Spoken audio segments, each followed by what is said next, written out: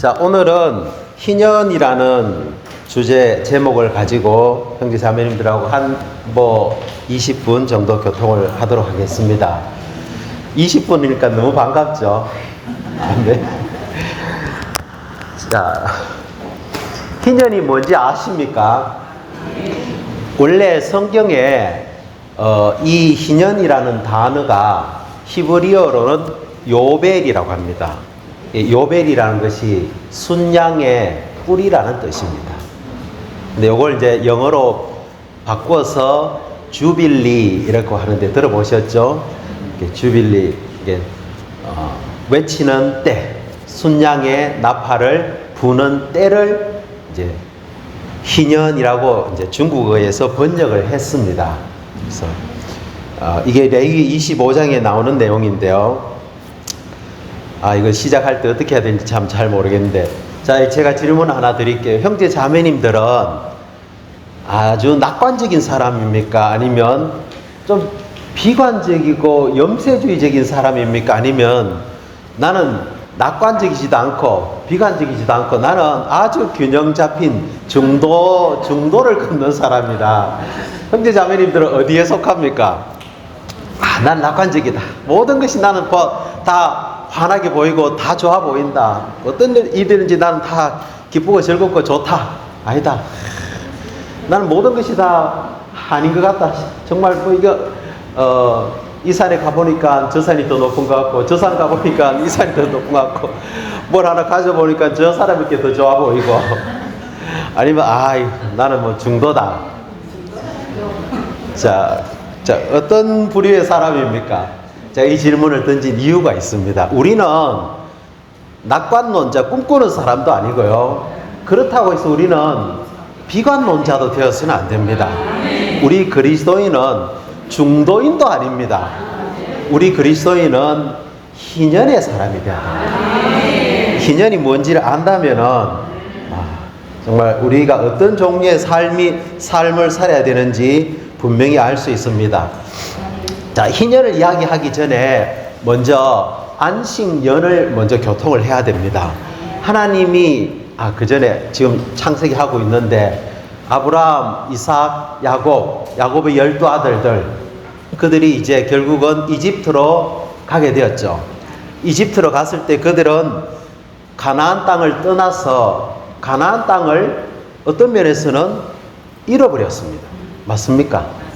이집트로 내려갔을 때 그들은 가나안 좋은 땅을 잃어버렸습니다. 하나님이 그들에게 유업으로 주신 그 땅을 잃어버렸습니다. 그리고 이집트에 내려갔을 때 그들은 400년이 지났을 때 신분이 뭐가 됐냐면 노예가 되었습니다.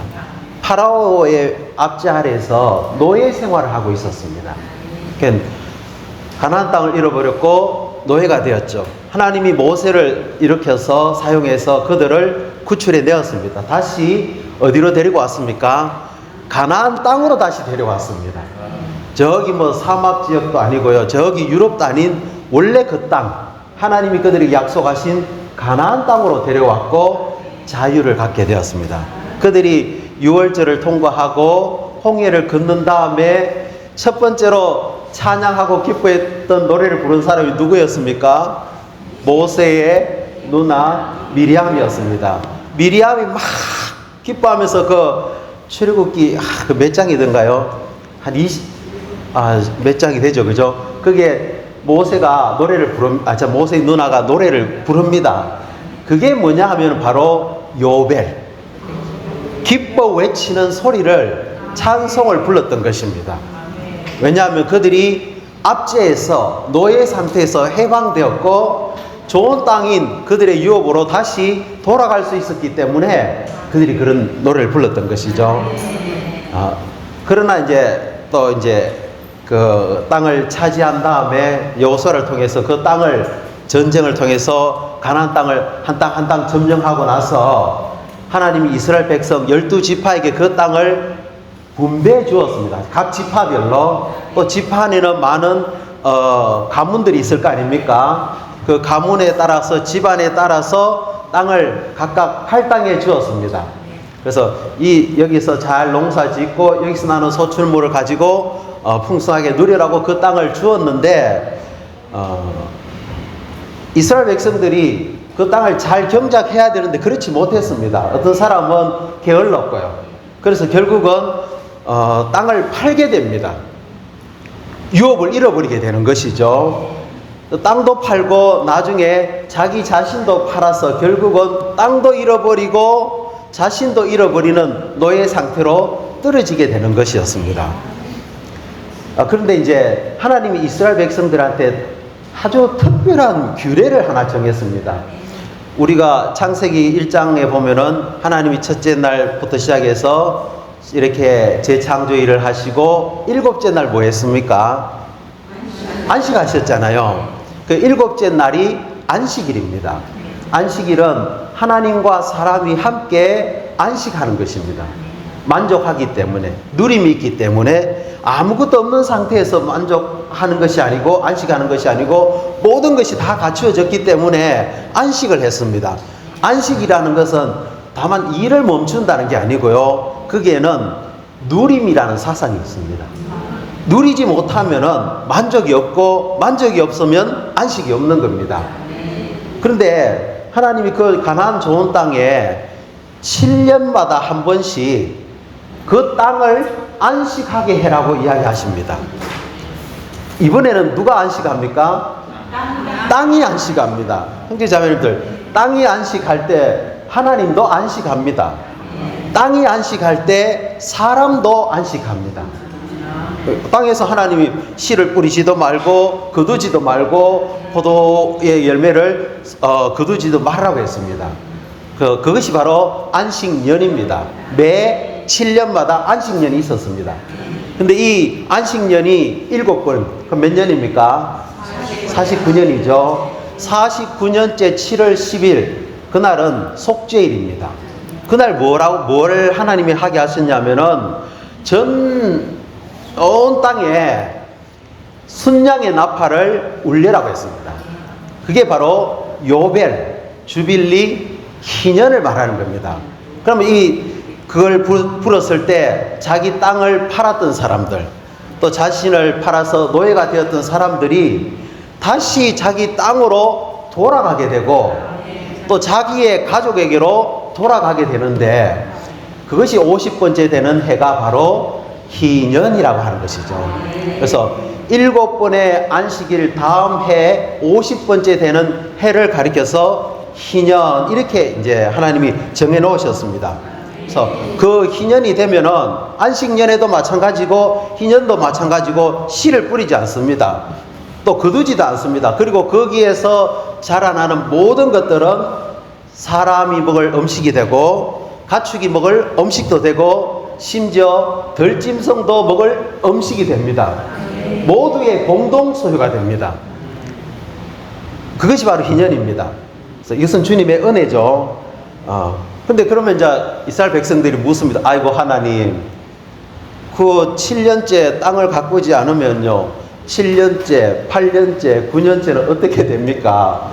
그 다음에 우린 뭐 먹고 삽니까? 하니까 하나님이 6년째 내가 3배로 복을 주겠다. 7년, 8년, 9년까지 먹을 수 있는 것을 3배로 축복을 주겠다. 그러니까 걱정하지 말아라. 책임은 누구한테 있다고요? 하나님한테 있습니다. 이것이 바로 안식년이고 이것이 8번째 안식년인 희년을 말해주고 있는 겁니다. 그래서 안식년에서 사람은 할 게 없습니다. 책임질 게 없습니다. 책임은 하나님이 지십니다. 모든 것이 다 풍족합니다. 근데 이것을 이사야서 61장에 신언자 이사야가 예언을 했습니다. 하나님께서 사람들을 기쁘게 받아들이시는 해를 선포한다고 이야기합니다. 근데 이제 누가복음 4장에 예수님이 그분의 고향이 어디입니까? 나사렛이죠. 나사렛에 있는 회당에 들어가셔서 안식일입니다. 그날 안식일에 이제 가니까 사람들이 예수님에게 이사야서의 두루마리를 줍니다. 예수님이 53장을 펼치셨을까요? 66장을 펼치셨을까요? 몇 장을 펼치셨을까요? 61장을 펼치셨습니다. 거기에 희년에 대한 예언을 예수님이 읽으셨습니다. 이렇게 말씀하시죠. 제가 한번 읽어보겠습니다. 주님의 영께서 내 위에 임하시니 이것은 나에게 기름을 부으시어 가난한 이들에게 복음을 전하게 하시고 나를 보내시어 강조를 안 했네요. 자, 주님의 영께서 내 위에 임하시니 이것은 나에게 기름을 부으시어 가난한 이에게 복음을 전하게 하시고 가난한 이 나를 보내시어 포로된 이들에게 해방을 선포하며 눈먼 이들에게 시력의 회복을 선포하고 억눌린 이들에게 자유를 주며 주님께서 사람들을 기쁘게 받아들이시는 희년의 해를 선포하게 하시기 위한 것입니다. 레위기 25장에는 희년에 대한 예표가 있습니다. 구약에서 족보 이야기 쭉 나오면 형제 자매님들 읽기 싫죠?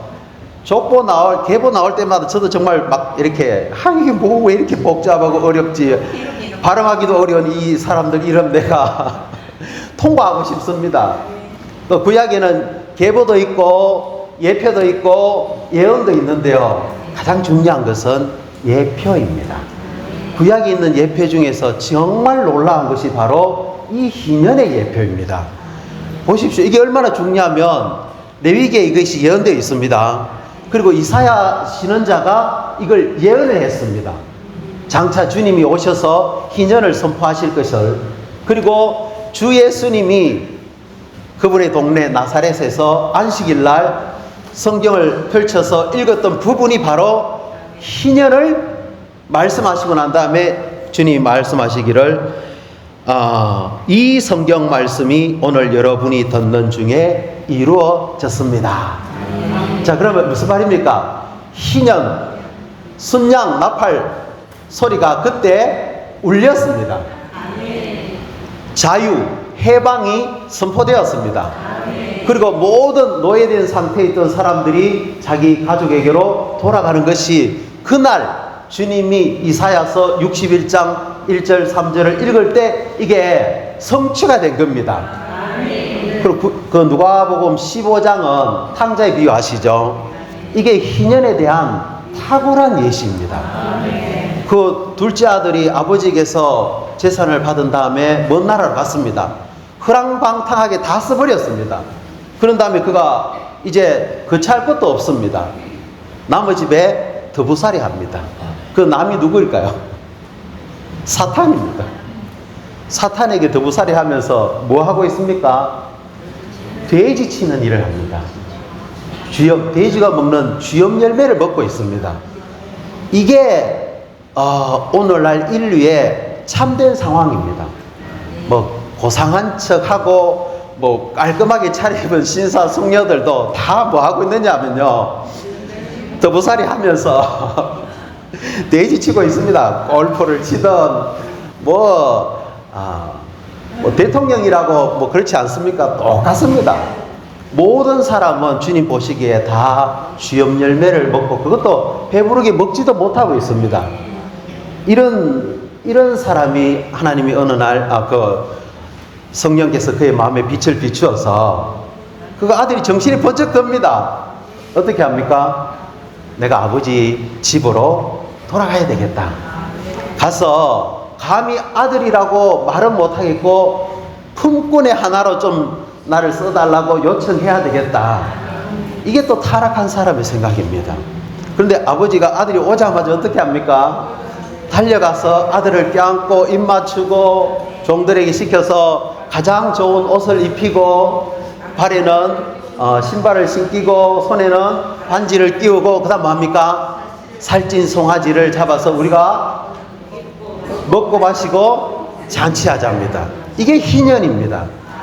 희년은요, 모든 것이 풍족하고요, 모든 것이 만족스럽고요, 모든 것이 유쾌하고 모든 것이 다 즐겁습니다. 고민도 없고 걱정도 없고 염려도 없고 부족도 없고 재난도 없고 질병도 없고, 그렇다고 우리 병이 안 걸린다는 뜻이 아닙니다. 희년, 우리의 참 희년이신 그리스도를 우리가 누린다면은, 그리스도를 얻는다면은 그 모든 것이 다 희년이 되는 겁니다. 한 번은 예수님이 이제 사람들을 광야에서 물고기 2마리와 보리떡 5개로 먹이신 다음에 주님은 기도하러 따로 가셨잖아요. 제자들 어떻게 했습니까? 배를 타고 건너편으로 보냈습니다. 제자들이 배를 타고 막 가는데 어떤 일이 발생했습니까? 파도가 일어가지고 막 배가 부서질 정도가 되었죠. 그때 예수님은 무리를 그 밤중에 한밤중에 걸어오셨습니다. 그리고는 예수님이 그 배에 딱 타니까 모든 것이 평안해졌습니다. 우리 인생은 이런 것과 같습니다. 모든 것이 불만족스럽고요. 형제 자매님들, 자, 낙관주의자입니까? 비관주의자입니까? 중도주의자입니까? 형제 자매님들은 배우자에 대해서, 자녀에 대해서, 내가 지금 사는 집에 대해서, 내가 타는 차에 대해서, 내가 하는 일에 대해서, 내 옆에 있는 형제 자매님에 대해서 아무 불평이 없습니까? 모든 게 다 만족스럽습니까? 자, 이거 뭐 메시지는 나가야 되는데 제 말을 한번 들어보십시오. 희년 안에 사는 사람의 말은 이렇습니다. 그러면 신약에서 참되게 희년 안에 살았던 사람이 누구입니까? 첫 번째는 주 예수님 아닙니까? 그렇죠, 그죠? 두 번째는 우리가 바울을 들 수가 있습니다. 자, 형제 자매님들이 희년 안에 사는지 안 사시는지 요걸 한번 점검해 보십시오. 항상 기뻐하십시오. 항상입니다. 그냥 기뻐하십시오가 아닙니다. 항상입니다. 그것이 좋든 나쁘든 항상 기뻐하는 사람이 희년 안에 사는 사람입니다. 모든 일에 감사하십시오. 크고 작은 모든 일에 감사하는 것이 희년 안에 사는 사람입니다. 끊임없이 기도하십시오. 바울이 빌립보서 4장에 그런 말 했잖아요. 나는 배부른데 체할 줄도 알고 배고픈데 체할 줄도 알고 궁핍한데 체할 줄도 알고 풍부한데 체할 줄도 알고 나는 모든 일에 있어서 각각의 일에 있어서 일체의 비결을 배웠습니다. 그 비결이 뭡니까? 나에게 능력 주시는 분 안에서 나는 모든 것을 할 수 있습니다. 내한테 질병이 와도요, 나는 모든 것을 할 수가 있는 겁니다. 오늘날 사람들은 많은 것에 의해서 속박당하잖아요.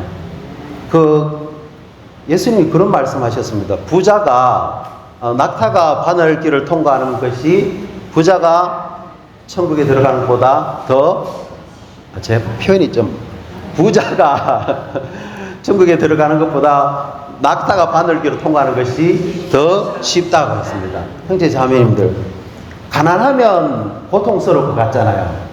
그렇지 않습니다. 가난해도 고통스럽고요. 부자라도 고통스럽습니다. 돈이 우리를 얼마나 얽어매는지 모릅니다. 못 배웠다고 이게 제한되는 게 아닙니다. 많이 배워도 제한됩니다. 제한이 어마어마합니다. 오늘 아침에 제가 눈을 떴는데 제 옆에 있는 이영경 자매가 얼마나 사랑스러운지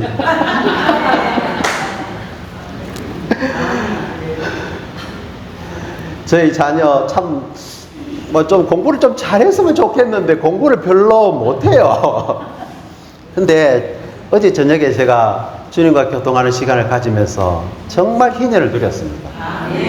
주님, 만일 주님이 이 자녀 안에, 저하고 자녀와의 관계 안에 주님이 없으면 나는 자녀를 볼 때마다 고통스러울 겁니다. 취직은 할 수 있을까? 결혼은 잘 할 수 있을까? 모든 게 염려, 고민 아닙니까? 근데 희년이신 주님을 누릴 때요, 그런 모든 염려가 사라졌습니다.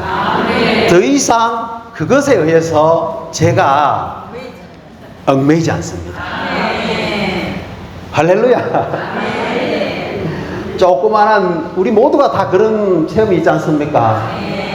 우리는 참된 희년을 누릴 필요가 있습니다. 그래서 주님은 그날 누가복음 4장에서 온 인류를 향하여서 희년의 나팔을 부셨습니다. 그래서 이 희년은 바로 주님이 은혜의 말씀을 통해서 우리 안에 그분 자신을 분배하는 시대이고요. 황홀경의 시대입니다. 바울은 감옥에 있어도 기뻐하고 풀려나도 기뻐하고 그에게 있어서 모든 것이 만족되었습니다. 어떤 것도 그를 사로잡을 수가 없었습니다. 그래서 그 로마서 3번에 보면 C번에 같이 한번 읽어볼까요? 희년은 걱정이나 근심, 염려나 고심, 부족함이나 결핍, 병이나 재난 등 어떤 문제도 없고 도리어 유익한 모든 것을 갖고 있음을 의미한다. 저를 포함해서 여기 계신 형제 자매님들 또 뭐 유튜브를 보시는 분들 정말 우리 모두가 희년의 생활 안으로 들어가기를 원합니다. 질병이 오겠죠. 나이가 들면. 그러나 그것이 어떤 것도 나에게 염려, 고심, 부족, 결핍이 될 수가 없습니다. 주님을 누리는 나의 교회 생활을 결코 막을 수가 없습니다. 그래서 희년에는 두 가지 축복이 있습니다. 사람에게는요, 이게 없으면 정말 비참합니다. 첫 번째가 뭡니까? 유업이 있어야 됩니다. 이 땅에서 사람들이 희년, 안식년을 이야기하면서 먹는 이야기를 이야기했습니다. 땅이 없으면요, 먹을 게 없습니다. 사람이 가장 비참한 게 뭐겠습니까? 못 먹는 겁니다. 내한테 롤스로이스, 벤틀리 차가 있으면 뭐합니까? 먹을 게 없으면요. 그리고 사람에게는 가족이 필요합니다. 우리 참된 가족은 뭡니까? 우리 교회 생활 형제 자매들이 바로 진정한 가족 아닙니까? 그래서 하나님이 우리의 유업이시고 교회가 바로 우리의 진정한 신성한 가족입니다. 축하를 드립니다. 자, 그런데 우리가 교회 집회 왔을 때 왜 긴 얼굴을 하고 있습니까? 왜 어떤 조그마한 봉사를 할 때 왜 마음이 상합니까? 희년을 누려야 됩니다. 아멘. 이 희년에는 참된 자유가 있습니다. 마지막으로 제가 그 형제 자매님들 개요의 7번에 보시면 희년의 선포에서 B번을 같이 한번 읽어봅시다. 보십시오. 지금이야말로 기쁘게 받아들이시기에 좋은 때이며 지금이야말로 구원의 날입니다. 바울이 고린도후서 6장 2절에서 말한 것입니다. 지금이 뭐라고요? 기쁘게, 하나님께서 기쁘게 받아들이시는 좋은 때, 희년입니다. 원래 레위기에서 희년은 1년이었지만 이 희년 할 때 연은 one year, 꼭 1년만을 말하는 게 아니고 시대를 의미합니다. 주님이 오셔서 지금까지가 다 희년의 시대, 은혜의 시대입니다. 우리가 희년 안에 들어왔다가 하나님 잃어버리잖아요. 우리도 똑같습니다. 또다시 거지 생활하고 노예 생활하고 주염 열매 먹고 불만투성입니다. 누가 내 옆에 앉아도 불만입니다. 안 앉아도 불만입니다. 관심해줘도 불만입니다. 안 해준다고 불만입니다. 희년 안에 있는 사람은 그런 게 아닙니다. 자, 그러면 형제자매, 우리가 이 희년을 누린 다음에 희년을 사람들에게 선포해야 됩니다. 그래서 10번 사도행전 26장 18절 같이 읽어보죠. 이것은 그들의 눈을 뜨게 하여 어둠에서 빛으로 사탄의 권세에서 하나님께로 돌아가게 하고 나를 믿음으로써 죄들이 용서받을 뿐 아니라 거룩하게 된 사람들 가운데 있는 유업을 갖게 하려는 것이다. 아멘. 바울은 희년을 깨달았습니다. 그리고 희년이신 그리스도를 누렸습니다. 그리고 바울은 희년을 선포했습니다. 제 옆에 한번 보십시오. 플랜카드에 뭐가 적혀 있습니까? 주님 누구십니까? 자, 대답해 보십시오. 주님이 누구십니까? 희년. 주님은 희년입니다. 주님 무엇을 해야 합니까? 희년을 누리고 희년을 선포해야 됩니다. 그렇잖아요, 그죠? 우린 누굽니까? 너는 내 이름을 전하는 선택된 그릇이다. 형제 자매님들, 교회 생활 희년을 누리는 생활입니다. 희년을 선포하는 생활입니다. 희년을 드려야 될 사람이 우리 주위에 몇 명이 있습니까? 내 빼놓고 다 합니다. 나를 제외한 모든 사람이 다 희년을 선포를 드려야 될 사람입니다. 정말 기대가 됩니다. 우리가 이 수년 동안 정말 희년을 누린다면은 틀림없이 여기는 차고 넘칠 것이고요. 많은 사람들이 할렐루야 주님을 찬양합니다. 이런 외침으로 포항 땅이 가득할 것입니다. 주님을 찬양합니다.